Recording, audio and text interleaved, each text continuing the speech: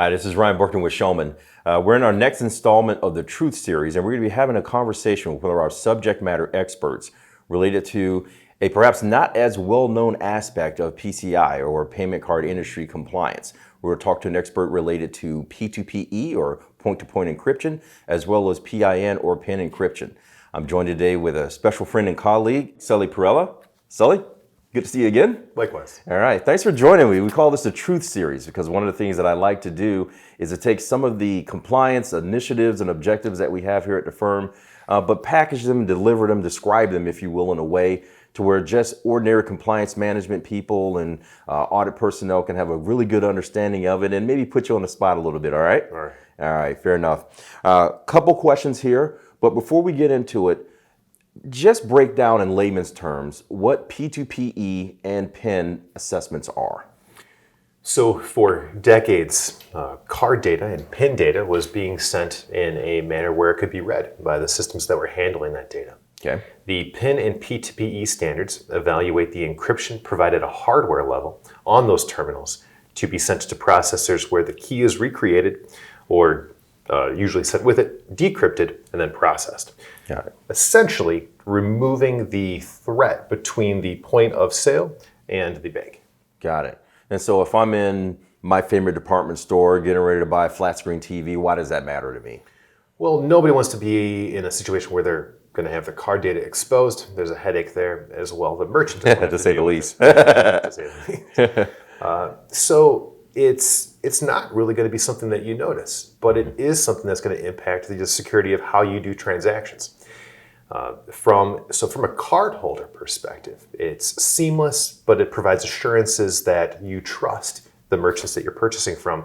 From a merchant perspective, it shrinks down their compliance obligations significantly. Oh, no kidding. Really? Okay, that's good to know. And it certainly makes me feel a lot better every time I swipe my credit card now. True, and similarly with the growth in technologies around the around the chip.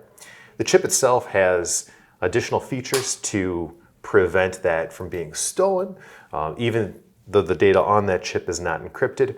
And then you also have NFC or tap, which is another way for that data to make a seamless transaction as both simple and secure as possible. Excellent, excellent. So Sully, you've been doing this for a while, right? About 10 years. About 10 years. Okay, so I've got a question for you now. Success strategies. Maybe what are the top 2 or 3, if there are 2 or 3, but how do these things work well, these types of assessments?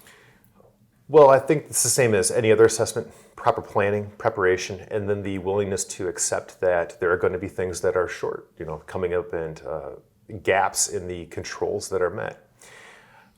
As the threat landscape changes, the controls provided by an organization to meet those also need to adjust.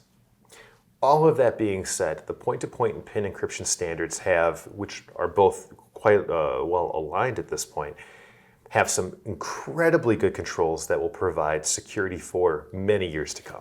Excellent, excellent. So getting through one of these assessments will involve a certain level of maturity and a certain level of rigor to your control set, but it all comes back to proper planning and preparation, just like any other assessment. Exactly. The solution provider for a PIN or P2PE solution takes on all of those responsibilities so that the merchant's compliance obligations are small. Basically saying, we're going to do this right, we're going to protect your data, use these terminals, and then your compliance obligations are small, your surface attack area is small. We're going to maintain these controls. You're in good hands. Excellent. All right, so here's the reverse of that, or the converse of that. Where do these things go off the rails? How do they not go according to all that planning and preparation? Well, anything from end of life, end of support software is an impact. Things do have an age and technologies do need to be updated.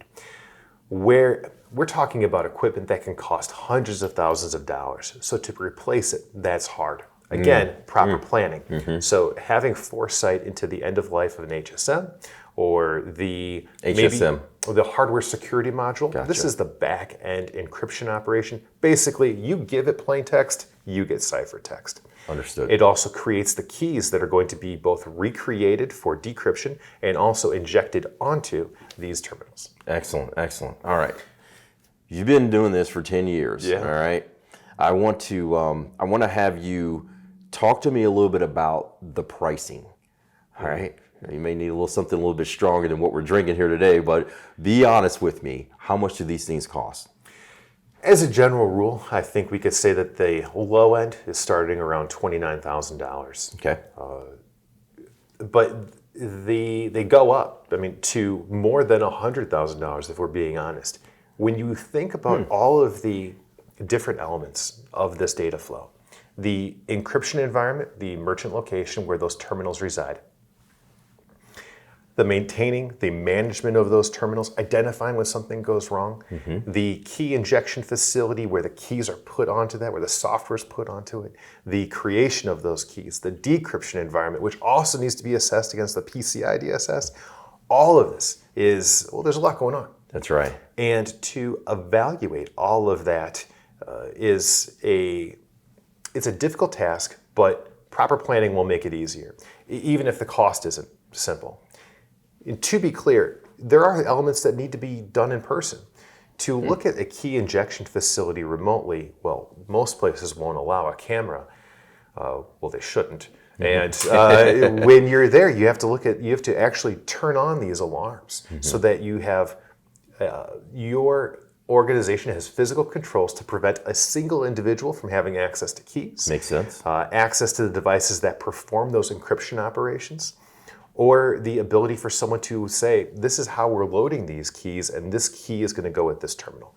All of those controls are wrapped up into this standard to prevent the exposure of the keys that are protecting the data therein. But 29,000 to over 100,000. Correct. Come on. Yeah, it's so let's break that out a little bit. On the low end, let's say you are the solution provider. Okay. And you're just managing the sale of it, essentially.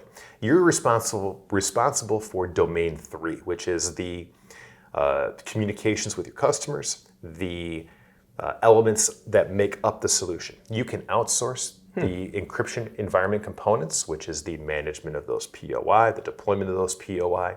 You can outsource the key injection facility where that data is loaded onto the terminals. You can outsource the decryption environment where those keys are recreated and the data is decrypted. You can outsource the key management operations where the keys are exchanged between different organizations. Got it. We're not talking about each of the individual component providers because there's a lot more to look at here. But if you were to outsource all of that, then you would be able to have a much simpler assessment. We would say, show me these contracts. Show me that these component providers have their own P2PE attestation of validation. And there'll also be a listing on the PCI SSC's website. If so, then your assessment's pretty small. We say, show us that this is being done, and you're on your way. Wow. So how does that work then if it sounds though that an organization may choose to outsource for various reasons, but in doing so, it can actually shrink their overall compliance demands and requirements in the meantime? It's true. It will shrink their compliance obligations. You will pay for it. So right. The return on your investment will be less. That's right. However, if you are doing the full solution, right, you're going to have a much higher upfront cost, but a benefit. The reports to write these reports, you don't get just one report like you do in PCI. You have different reports that are aggregated into one big package, if you will, and that is sent off to the PCI SSC for review. In doing so, your organization is able, any P2PE or PIN solution provider is able to have those components assessed individually and then have that listed as a component provider to be sold to third parties. Got it. So you can really sort of break apart sort of the overall compliance effort, the overall heavy lifting, and I guess it's less about a dollar amount and more about how do you strategically sort of spread those costs. And as you said, there's no free lunch, so it is a question of, hey, maybe we can do this ourselves, and the management and the maintenance of that is going to increase the level of effort from a compliance standpoint. But then, of course, if you outsource it, if you break that apart amongst multiple parties, then the overall compliance effort with respect to the price can go down. But everyone still has to be compliant. Right, exactly. And there's an evolution here.